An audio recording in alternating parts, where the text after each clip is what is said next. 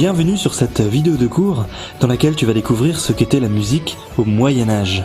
Le Moyen-Âge, c'est le nom que l'on donne à une longue période assez ancienne, la période des châteaux forts, la période des chevaliers, la période des guerres et des conflits entre seigneurs, la période des grandes épidémies également, mais aussi la période des troubadours. Le Moyen-Âge, c'est une époque qui a commencé il y a 1500 ans environ, en l'an 500, et qui s'est terminée 1000 ans plus tard, 10 siècles plus tard, en 1500. Souvent, on donne des dates un peu plus précises. 476 pour le début, le chute de l'Empire romain, et 1492, la découverte de l'Amérique par Christophe Colomb pour la fin. Mais tu peux retenir pour l'instant, pour mémoriser, les dates 500 et 1500. Dans cette vidéo de cours, on va surtout s'intéresser à la musique qui était jouée au Moyen-Âge. Pour cela, on va prendre l'exemple d'un village médiéval, un village du Moyen-Âge, comme celui-ci. Dans un village au Moyen-Âge, on pouvait entendre 3 grands genres de musique dans 3 endroits différents. Le premier endroit, c'était l'abbaye ou l'église. Le deuxième endroit, c'était un lieu important, le château. Et enfin, on ira dans un troisième endroit, une ferme ou une petite habitation du village. Dans le premier endroit, l'abbaye ou l'église, on pouvait y rencontrer des moines. Ces moines chantaient un style particulier de musique qu'on appelle le chant grégorien.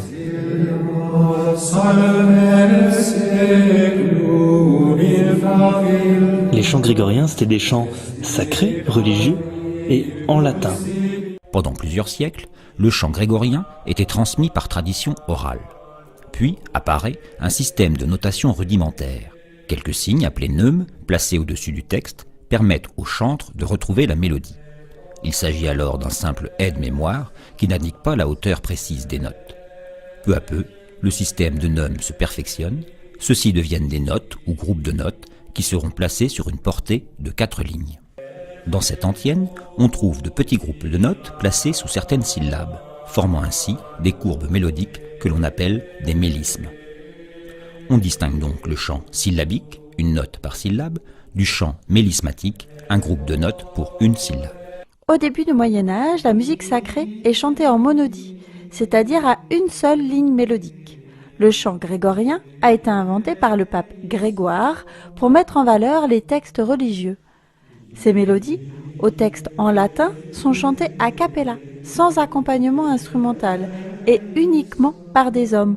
Les instruments n'étaient pas autorisés à cette époque dans les églises. Ces monodies se sont par la suite petit à petit étoffées en polyphonie par l'ajout d'un bourdon, de voix parallèles et contraires et de rythmes. Ces premières polyphonies s'appellent des organums. Retour au village, et on va maintenant se diriger vers un deuxième endroit. Ce deuxième endroit, c'est le château du Seigneur. Dans le château du Seigneur, on pouvait entendre... Le jongleur, ou ménestrel, lui, est un artiste itinérant, à la fois musicien et saltimbanque. Il joue des danses, qui sont les premières formes de musique instrumentale pure. Dans les palais, les cours seigneuriales, dans les foires et sur les marchés, les jongleurs interprètent les chansons des trouvères ou des troubadours en s'accompagnant d'un instrument. Précision importante, les trouvères comme les troubadours sont des poètes-compositeurs issus de la noblesse qui inventent leurs mélodies et les accompagnent de ritournelles instrumentales. Vous avez compris, ils ne pouvaient pas s'interpréter eux-mêmes et aller voir d'autres nobles. Ainsi donc, ils laissaient leurs œuvres interprétées dans les cours seigneuriales du royaume de France par une catégorie spéciale de jongleurs qu'on appelait les ménestrels. Ceux-ci étaient formés dans des écoles de ménestrandie, ancêtres de nos académies et conservatoires. Ils étaient payés par les nobles pour jouer et chanter des chansons d'amour, raconter des batailles ou réciter des poèmes. Sire Coingevielle, devant vous, en votre hôtel, si ne m'avez rien donné, ne me gages à quitter ce ville ennemi.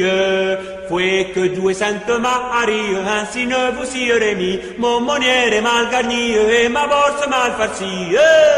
Retour dans notre village du Moyen-Âge pour aller maintenant visiter le troisième endroit où l'on pouvait entendre de la musique. La plupart des habitants des villages, comme nos deux personnages, ils étaient paysans, ils cultivaient un petit bout de terre. Et les villageois et les paysans au Moyen-Âge avaient des chansons, des musiques, qui étaient des chants traditionnels, c'est-à-dire transmis de génération en génération, sans qu'on sache trop qui en était le compositeur, des chants qui souvent servaient à la danse.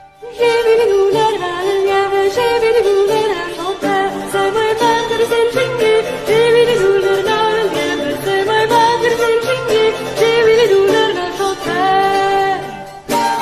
Allez, on récapitule. Le Moyen-Âge, C'est une époque qui a duré 1000 ans, qui a commencé en 500 et s'est terminée en 1500. Au Moyen-Âge, la musique sacrée est uniquement vocale, a cappella et chantée par des hommes. C'est le chant grégorien, chant monodique, qui deviendra un organum, chant polyphonique. La musique profane était jouée et chantée dans les villages, ce sont souvent des danses, et dans les châteaux forts avec les troubadours et trouvères qui chantaient l'amour courtois accompagné d'instruments.